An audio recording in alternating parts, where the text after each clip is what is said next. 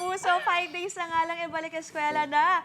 Ready na ba kayong marinig ang Gising na! May pasok na! Naku. Yan, para tulungan kayong mag-ready sa pasukan. Tuloy-tuloy ang ating Brigada Sorpresa. Oh yes, at ngayong araw nga sisimulan na namin ipamahagi ang unang hirit school bag. Sobrang cute! Tingnan niyo naman. Ay, na-miss ko tuloy pumasok. Kulay ni Dea to. Oo Blue. nga. Regalo po ng unang hirit yan sa mga estudyante bago ang pasukan. At hindi lang to, basta bag ha. May mga laman pa po ito sa loob. Uy, exciting. Partner Kaloy, ready na ba ang mga UH bags natin dyan? Let's go, ipamigay na yan. Nakikita niya ba tayo? Yes, ready na nga ang ating mga UH school bags partner. Hello sa inyong dalawa dyan sa studio and Angel at sa mga kapuso nating nanonood. Nandito tayo nagbabalik sa Barangay Tanza, Navotas City kung saan nga dinadala natin ang UH Balik Eskwela Fair. At isa sa mga ipamimigay natin ngayon dito, unang-una ang ating UH school bags na napakarami. Yes, look at that. Yan, mga sandamakmak yan na ipamimigay natin. At syempre, may laman nga itong sorpresa para sa mga estudyante. Kaya naman, ipakita natin, kita natin na napakalaki nito, ang daming compartments. Especially ito ang pinaka-most useful dyan dahil madaling ma-access yung mga kailangan ng mga bata. Yung mga estudyante natin, may mga pencils, yung mga crayons nila na mas madalas nilang ipinapakita. Pati rin yung ID. So, laman nito ay meron tayong plastic container na bento box para sa kanilang baunan. Meron din tayong dito nga plastic container for their tumbler naman sa mga liquids na ibabaon nila pagpasok sa school. Siyempre, kapag may solid, may liquid yung dala. At meron din tayong dalawang writing pads, dalawang notebooks, pencil, siyempre for writing, and crayons. Yan ang laman ng ating UH school bag na ipamimigay natin sa ating mga kapuso. Bagong-bagong school supplies. Kaya naman sisimulan na natin ipamigay sa ating mga estudyante itong school bags natin. Simulan na natin ang pila. Mga kapuso, by the way, yung serbisyo at yung may pinamigay natin kanina ay nagsimula na. Maaga pa lang dito. Kaya naman tuloy-tuloy lang ang ating pamimigay. Ibigay natin. Ito, here you go. Thank you po. Dito po tayo. Ayan, maraming salamat. Ito kay Kuya, ano pong sasabihin natin? Thank you po. Alright, thank you. Then you're welcome. Go ahead po. Thank you. Ayan, dito tayo. For you, little girl, hello po. Ano po masasabi natin? Thank you. Ay, ito, sige. Anong pangalan mo, baby girl? Shaira. Shaira! Uy, anong part ka pangalan ng kapartner ko? Shaira, anong grade ka na sa pasukan? Grade 2. Grade 2. At excited ka na ba pumasok? Ano masasabi mo na may bago kang school supplies? Ano masasabi mo na may bago kang bag and school supplies sa pasukan? Thank you. Ayun, thank you din sa'yo. You're welcome. Maraming salamat po, Nanay. Ayan, mga kapuso, syempre, gusto nating pasalamatan. Maraming salamat po sa QRF Bags Manufacturing para sa aming mga school backpacks. At syempre, maraming salamat din sa Sunnywear Philippines para sa aming mga iba pang school supplies. Ayan, go ahead. Ito, bibigyan ko rin to. Thank you po. Ano sabi mo? Thank you po. Thank you din. You're welcome. Dito po tayo, Nanay. Okay, ayan. Dito naman tayo. Syempre, tuloy-tuloy lang to. Ito po. Thank you. Ayan, si Nanay, kamustahin natin, Nanay. Kamusta po? Napasok ka na ulit. Nakapaganda na po ba kayo? Opo. Nakahanda na po. Ready na. Opo. Anong po mensahe nyo sa unang hirit? Meron po ba kayo masasabi? Nagpapasalamat po una-una na nandito po yung Unang hirit po. unang hirit na ibinigay sa malaking bagay na ibinigay na ipinagkaloob niyo sa amin. Ayan po. Siyempre, gusto namin na makatulong po sa inyo dito. Maraming salamat po sa inyo. And good luck sa pasukan. Ayan, mga kapuso. Bigay pa natin. Elkan, dito ka. Opo, artistahin itong bagets. Oo. Ano masasabi natin? Thank you po. Thank you din po. You're welcome. Ayan, hi ka sa, wave ka sa camera.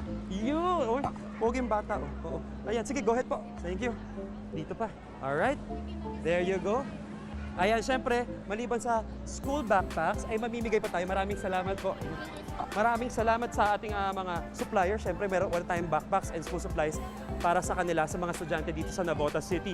At maliban nga dyan sa school supplies and bags na mga bago, meron din tayong mga free repair ng shoes and bags. Yung mga kailangan ng mga konting retaso, yung may mga yan, yung may mga punit, yung mga natanggal na yung mga loose na yung sa goma ng sapatos, dito ipapa-repair yan. Ito si Nanay, kanina pa ata siya nandito. Magandang umaga po. Ano pong pangalan natin, Nay? Marla Nohel.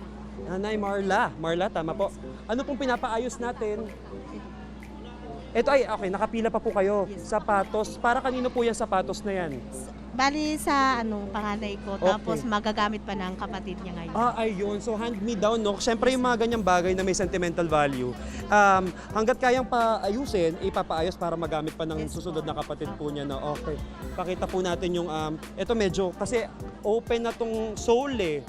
Ito, pwede pa i-repair yan dito. Siyempre, libreng repair para sa ating mga kapuso. At saka siyempre yung mga gamit nila na pwede pang bigyan ng pangalawang buhay. Ano po masasabi nyo? May mensahe po ba kayo sa unang hirit?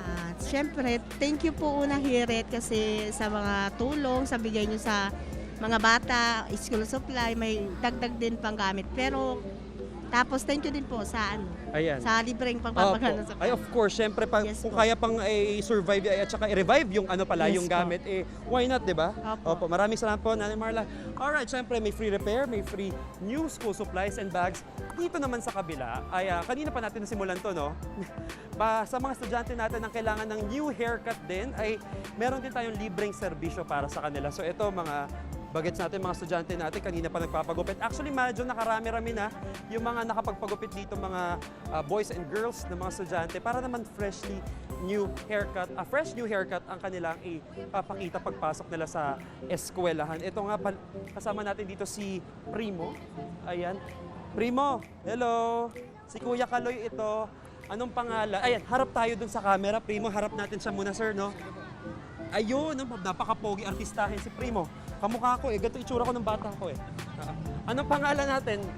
Cham Primali Tinakali. Jan? Cham Cham. Primali Cham Primoli. Tinaka. Tinaka. Oh, ano yun? Ang ganda ng pangalan mo, ha? Pero pwedeng Primo na lang tawag ni Kuya Kaloy sa'yo? Sige pa. Primo, excited ka na ba sa pasukan? Apa. Okay, bakit ka excited? Paano kasi nakikita ko pa ko kong classmate? Classmate mo, pero yung teacher mo, excited ka rin? Konti lang Konti po. lang.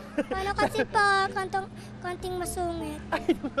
Siyempre para strict sila dahil kailangan niyong matuto pag nagturo sila, 'di ba? Ganun 'yun. Anong pinapagupit mo? May tawag ba diyan sa hairstyle mo? Wala po. Wala, basta lang. Ano ba tawag diyan, sir? May tawag ba diyan? Trim lang, sir. Trim lang, oo. Ayun, yung typical na gupit ng mga bata. Barbers yan, para fresh ka, pogi ka pagpasok, no? Apa. Artistahin ka ba? Konti lang po. Konti lang din. Humble lang siya. Alright, maraming salamat. Ayun, kamustahin natin. Thank you, Primo. Sige, tuloy mo na yung gupit mo. Okay, sino kaya dito? Sa babae naman tayo. Okay, ayan, mukhang busy sila sa pagpapagupit at syempre hindi mo na sila aabalahin. Kakamustahin natin sila mamaya. Mga kapuso, tuloy-tuloy lang ang serbisyo at syempre mga sorpresa natin dito lang sa UH Balik Eskwela Fair ng Unang Hirit. Ikaw, hindi ka pa nakasubscribe sa GMA Public Affairs YouTube channel? Bakit? Mag-subscribe ka na, dali na, para laging una ka sa mga latest kwento at balita. I-follow mo na rin yung official social media pages ng Unang Hirit. Salamat, Kapuso.